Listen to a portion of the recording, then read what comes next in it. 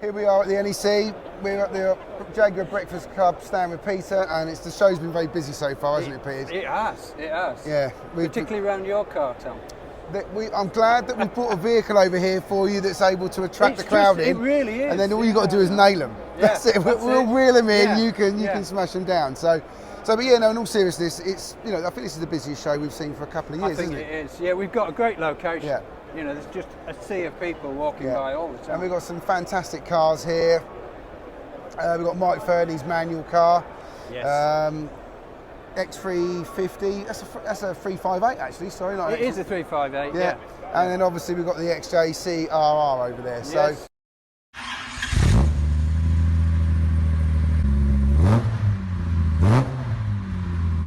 Okay, Peter, so the Jaguar Breakfast Club, can you just explain a bit how it started and what it is and what it's turned into and what it does? Well, it's not a club for one thing. No. What it is, it's an event. It's a regular event when it's open to all Jaguar owners, whatever car they've got, whether it's an old classic, a new daily driver, a dirty old heat, we don't care.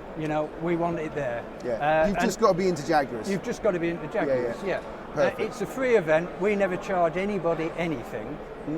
We're a non-subscription organisation. And that does not happen very often these days. No, this is it. But we basically, I just came up with the idea. I thought it would be a great idea just to have a big social occasion for all Jaguar enthusiasts.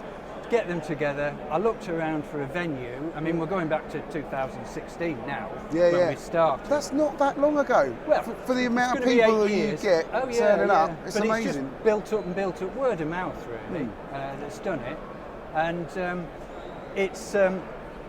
we decided on the British Motor Museum when the Jaguar Heritage moved their collection there. That was the impetus for it. It was just the perfect venue. Yeah. And we do away days to other places as well, but that was the draw there. And but you predominantly started it on Facebook from memory, wasn't it? Well, what we did, because we're not a club as such, we have a website which is easy to find. Just look up Jaguar Breakfast Club, and we get a little bit of money in through merchandise, but we try to keep it as cheap as possible. So you're not like this huge money-making organisation as a club, not like we're not. Some other Jaguar clubs we could mention, obviously, because they've got big infrastructure and stuff like that. We're as far away from a commercial organisation as you can get. So the best places to get hold of you guys and find out information. You've got a website. Yeah, we've got the website. That's kept up to date, and our main means of communication is Facebook. It's Facebook. Yeah. Now, I'd never used Facebook until I started this group. No, be honest with you, do you know what? I'm equally as bad at all that sort of stuff. It's absolutely brilliant. Fortunately, I've got James to be on the camera there, who knows a little bit about all this sort of stuff. So otherwise, I'd be rubbish. But it's an instant way of communication. But the club has been going from strength to strength. You can find out about it on the website, what dates you're doing and what events you're doing. You can look up on Facebook and you become a Facebook member when you. You can just look at it. You don't actually even need to join. Because we're a public group. Anybody can look at it. But there's people putting lots of posts out there on information on events and just what generally the Jaguar community is doing. Just enjoying themselves with the cars, what they've been doing with the cars. Modifications, anything they've done. Peter's bought all of his bits and pieces. Merchandise has been going very well. New book, old book. So come on, tell us about the new book, Peter. Well, the new book is 20 different tours that you could effectively do in a day. That's the idea. Yeah, they've ranged from not all 20 in a day. Right. No, they range from about 70 to 150 miles. Right. But 20 different areas of the country, completely different to the other book, which was sort of more longer tours. Right, okay. You could take a week over around Scotland. So these ones, go out for all sorts of different areas. Some areas that people never perhaps think of doing, like Salisbury Plain or the South Downs or the Forest of Bowland, which most people have never heard of, but is absolutely brilliant. So scenic tours. Jump in your car, do a few miles, stop at the pub, have a bite to eat and a pint and drive home sort of job. Yeah, go around with your mates, have a car tour. Whatever. Okay, excellent. Yeah. So, and how much are these? Books? The new book's £20, but because we know Jaguar owners, you get free postage. We never pay. Like they all like a deal, don't they? Anything. We all like a deal, don't we? We can't help ourselves, can we? That's so it, yeah. a few branded bits and pieces over here. Yeah, well, we came up with a logo that's been really, really well received, actually. The and good, we've got it on sweatshirts, polo shirts, which, you know, I mean, we only charge £14 for those, and £10 for caps. For a cap, and 18 for sweatshirts. 18 for a sweatshirt. So and can people order them online? Yeah, they can. Yeah, if they go to the website, they just. And do you post them out for free as well, like the book, or we don't, but we charge minimum postage. But you can also normally you can have as much as you like for £3. Yeah, but also I know that I've seen it before when you've been at Gaydon and some of the events, you have all this stuff out, and you can buy it at Gaydon when you turn up. You can buy it at Gaydon. Yeah. Okay, fantastic. Mugs, £6. That's all. You know. That's it. We've got the. Go on, James, get a picture of them. Peter's mugs. So go on and tell me what else is coming up for next year for the Jaguar Breakfast Club. What we got going on? We've got a lot of big events. We're going to do some new venues as well. Oh, right, because it's just going from strength to strength. The numbers at the meetings are going up and up and up. You know, we're regularly getting 200-300 cars even in the winter. Yeah, the Gaydon meetings that I've been to, I mean, there's been 600, 700, 800, over 1,000 cars there. Oh yeah, it's incredible. Well, particularly when we come up with great ideas like Supercharged Saturday. Yeah, well, we came to Supercharged Saturday, and it was heaving in there, wasn't it? Yeah. So, you know, I mean, it's great. So, what other venues have we got in mind for next year? We're doing some more of the museums, motor museums. What we like to do is always have something else of interest. We don't just want a car show in a field. We want something of interest as well.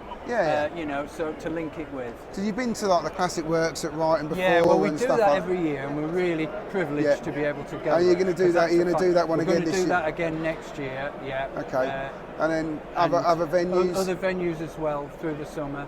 Probably more than the usual once a month that we do. Okay, fantastic. Because, you know, we've got such a following now. Have you got time to organise all of this now? No, not really.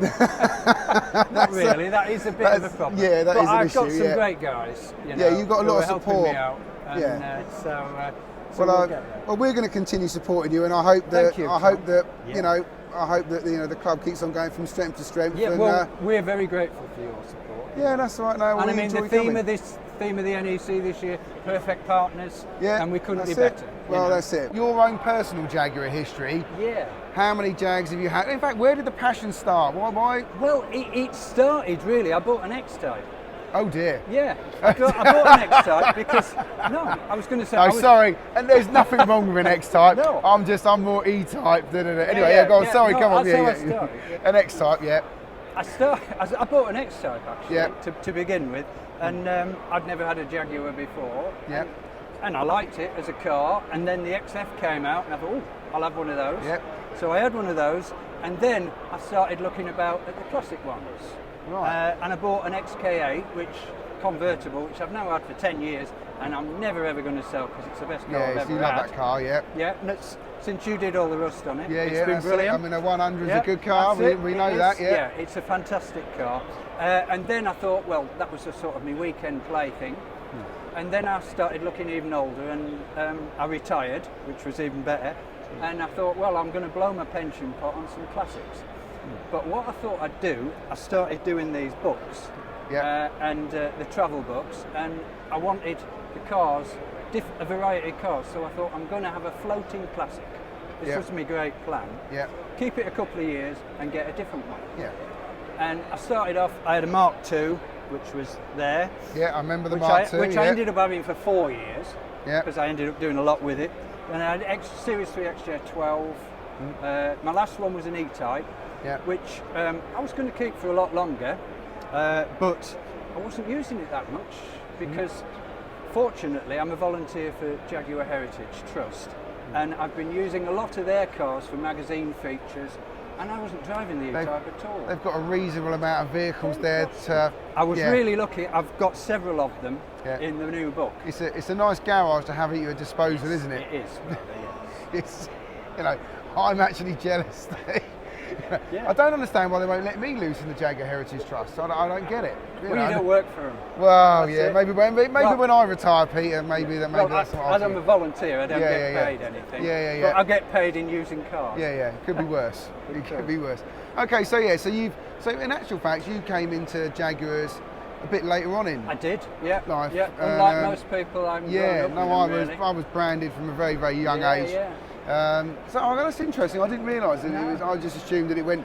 You know, my dad used to drive me around in a Mark II or whatever it was. No, he didn't. There was never any Jaguars in the family. Right, okay. There will be from now on. Well, yeah, I'm very pleased to hear that, you know, you bought that X-Type as much as I probably wouldn't have done, but anyway, there you go.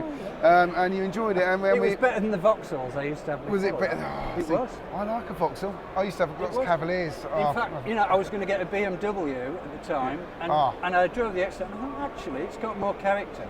Yeah, great, excellent. Yeah, BMWs are a bit stale. They are. There you go. Everybody's welcome. It's a fantastic day out. There's lots of really, really nice people. You can just walk around, have a cup of tea, talk about Jags. And have a free windscreen sticker. You get a free windscreen sticker as well. Free windscreen sticker. So anyway, I can't think of any excuses why we're not going to see you next time round. Look up on the Facebook page or look up on Peter's website to find out when the next meet is, and we'll see you there.